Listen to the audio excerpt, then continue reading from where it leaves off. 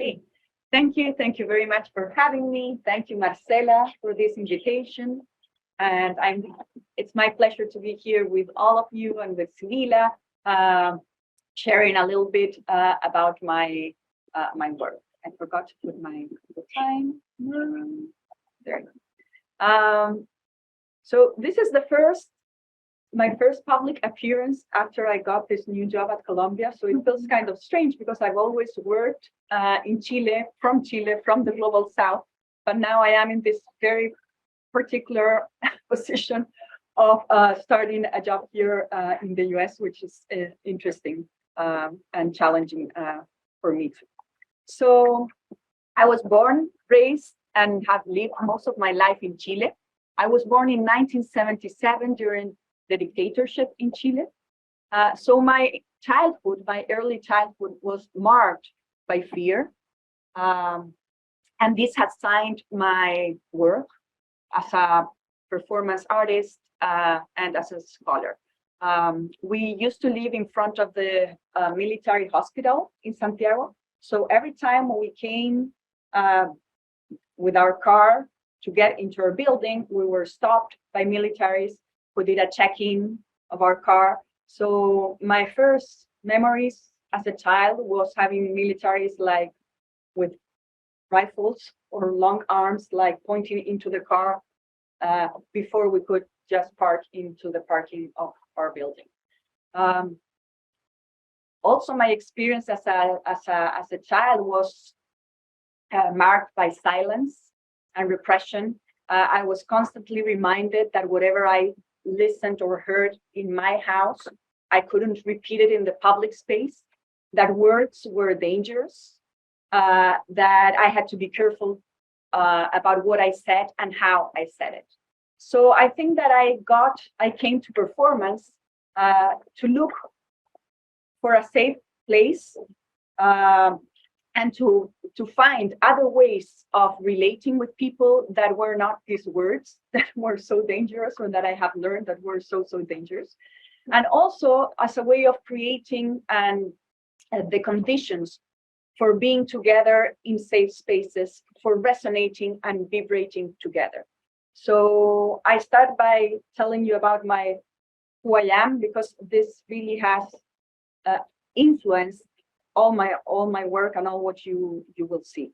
So I understand my work as an inquiry about and a pursuit and an exploration of modes to create the conditions for resonating together. And for me, this resonating together has a political balance. And here is where feminism comes into play, because being together and resonating and vibrating together mobilizes political action, not only in the sense of going to vote or the political parties, but really creating opportunities of communicating in other ways, even if subtle, even if minimal. So I will show you today 3 of my works that are urban interventions that are kind of a sample of different scales and different responses to this same question. So I will start by Aquí. This is a work I did in 2018. This is a map that was posted online in 2018. Unfortunately, it's not online anymore, but this is an animation. You can see the silhouettes there, those black and red silhouettes, and you can see the date, 31st December 1973. So this is an animation that shows that if you play the animation, it showed where the corpus of people killed during the first 4 months of the dictatorship were found in the city of Santiago. So as you can see in the map, they are everywhere. So something that really moved me when I saw this map is that we live in a city that's marked by blood, where so many people were killed in the streets, and there are no marks of it whatsoever. So every time I could go to the center of our city or go to some of the angles, I would think someone was killed here, and there's no way that we can remember. Like nobody there's no accountability in the public space for what has happened. So I thought of doing a performance that I called Aquí, here, where I intended to, it's a way to connect and to be together with people that are no longer among us. So what I did was I selected 11 of these silhouettes of women. I investigated their cases, so where they were found, who they were, and then I reoccupied in the exact geolocalization where the corpses were found, and I just lay down for a period of time in that same spot, while a drone was taking this picture from a point of view that somehow imitates the point of view of the map, like from the top. So this was, and then the perform here, as you see, it is an urban intervention, but there are not direct spectators. The spectators were mainly those that saw the performance online and that could compare both the map, the online map, with my work. This was a very interesting. I know if you can see there. Yeah. I'm between those. This was a very interesting exercise because I wanted to mark the city, but mark it in an ephemeral way, in an embodied way. Like, how can I do like a vernacular marking of the city? Not putting a sign or a monument, but really a very simple, easy gesture of being there. And I discovered how different the city was. There were places that were no longer reachable. And it was also interesting to have the reactions of the people that were in those places. This is Universidad de Santiago, where 33 people were killed in the first 5 or 6 days after the coup d'etat. And I was doing the performance here, and this was the exact week that this game, the Pokemon Go, augmented reality, arrived to Chile. So for me, it was very strong, like while I was doing this, to listen to some students like, oh, I found a Pokemon lying on the ground. And my work really talks to that, like, who knows what about our past? And how can this type of gestures or actions talk about our past? I was also pregnant. I was 8 months pregnant when I did this. So it also happened that sometimes like people came where I was like alarmed because they thought something had happened to me. Yeah, so I occupied this place. This is a corner in the center of Santiago. The police came. Somehow, I will see later in my other works, police always are very kind and participate in my performances, as in this moment. And well, the police came and they parked, and what are you doing? And people started, I was lying down, I was not speaking, but people started to discuss what I was doing. And it was very interesting because a little forum was built there where people were discussing what this might mean. And then where the older people were saying, you know, here someone was killed during the dictatorship. And then younger people were saying, no, but here during the student mobilizations, also a student was shot with this rubber bullets. So it was interesting to listen and be a witness of this layered violence, state violence, in the same exact public spaces. This is my other work that's called Querer No Ver. This is an urban intervention that you will see is yet another response to the question, how can we be together, to resonate together through our bodies? But this has a very different scale. The previous Aquí was very intimate, it was just me, but here it was a massive intervention, as you will see.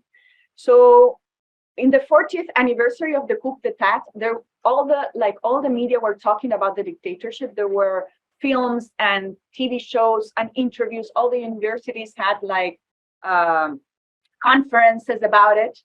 And I felt like there was very little space for citizens, like for us, to really do something, not only to talk about it. Like Twitter was inflamed of commentaries like about the dictatorship, but I really felt that there was something missing.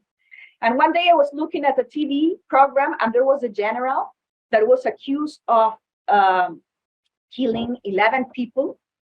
He was subsequently condemned, but at that time he was still on the trial.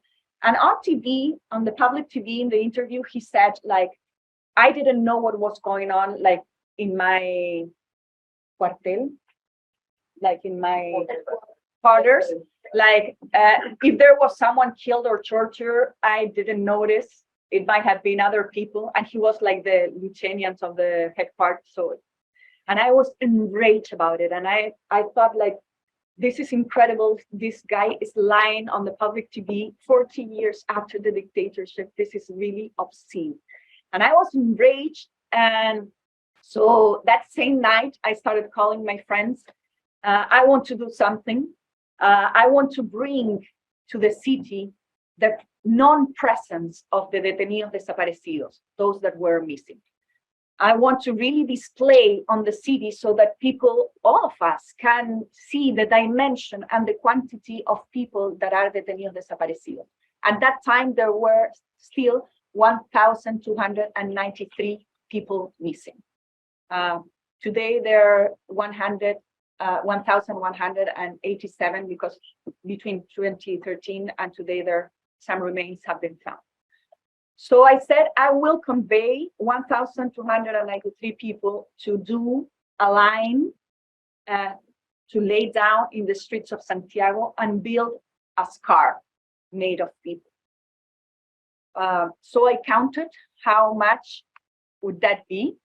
And it was a 2-kilometer, I realized it would have been a 2-kilometer line through the center of the city. So 26 minutes walking time.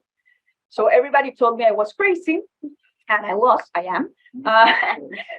But still, I put out a public call through Twitter, convene people to do this action. I asked people to link into this Google form and register. So when I matched like the quantity of people that I had counted for each block, like among these 2 streets, I need 93 people. So when I got 93 people registered, I would say, okay, you have to arrive to that block.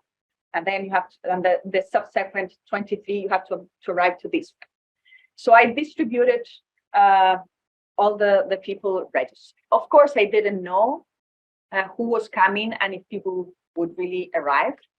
I started collaborating with a wonderful group of people, and we decided to make this flyer, very artisan flyer, with the instructions that were, of course, sent over email too, but we wanted to hand out this flyer to those that arrived that day. So this was planned to be done on September 10th, one day before the anniversary of Querer No Ver. And it was and the call was to be there at 8:49, and at 9 to lay down on the floor for 11 minutes. As you know, the coup d'etat in Chile was in September 11, so we do have a September 11 in Chile from 750 for 11, and then disperse in the city. I will change here to a video that I wanted to show you.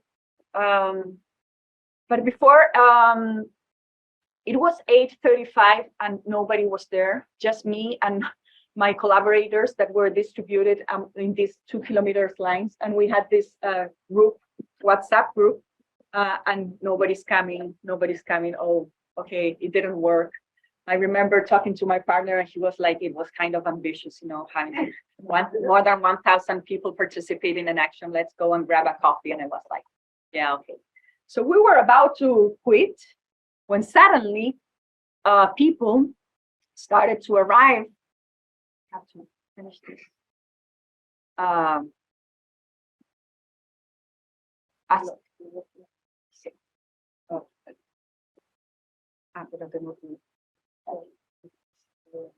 So when suddenly, out of nowhere, people started to arrive, to come from the different streets and buses and train stations.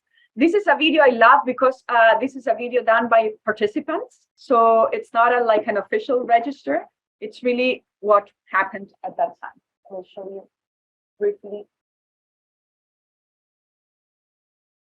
So people did arrive, and what I loved is that people really appropriated of the action. For instance, in this block, before laying down, they decided to do this gesture, a very universal gesture when you're being oppressed by state forces. And then the line occurred. So we built this 2 kilometers line that for me was like this ephemeral scar that reminded us very, in a very eloquent way, what was going on. People came from out of Santiago. Some groups of people came with buses to the city to participate. And it was really going back to this idea of resonating together, an embodied choreography of resistance.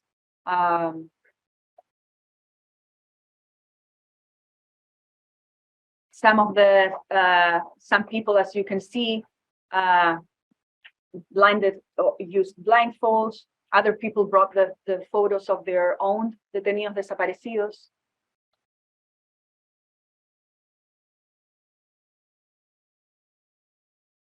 And here again, police participating in the action. This is a very eloquent photo for me. As you see, well, the action is called Querer No Ver because as I was so curious about this military, and not only the military lying, but also a large part of the population denying the violations of human rights. So Querer No Ver means not wanting to see. And this photo is exactly that. You know, police arrived. They are like giving the back to the action, like not wanting to see. Like, what else?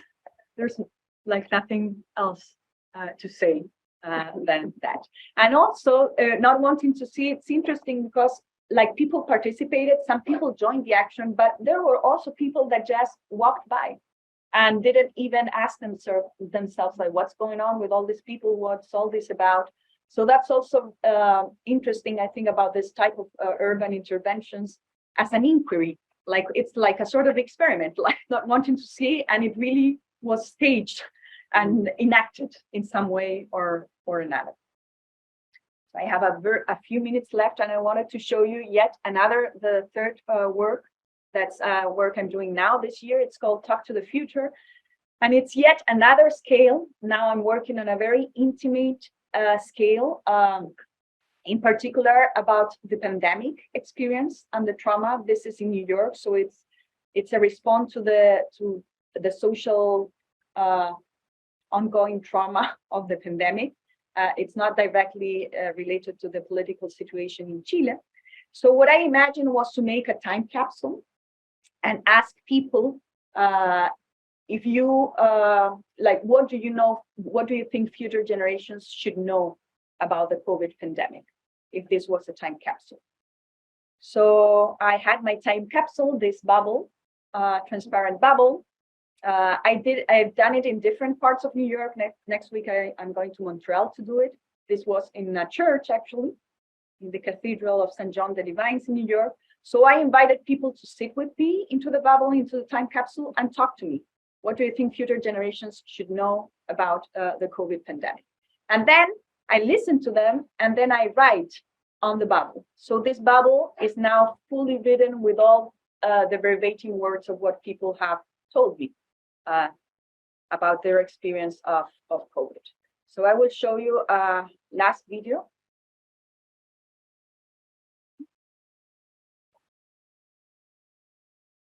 So this is an ongoing project. Now the bubble is full. This was the first day. Now it's really full of written things. And yes, we can maybe discuss it later if you're interested. Thank you.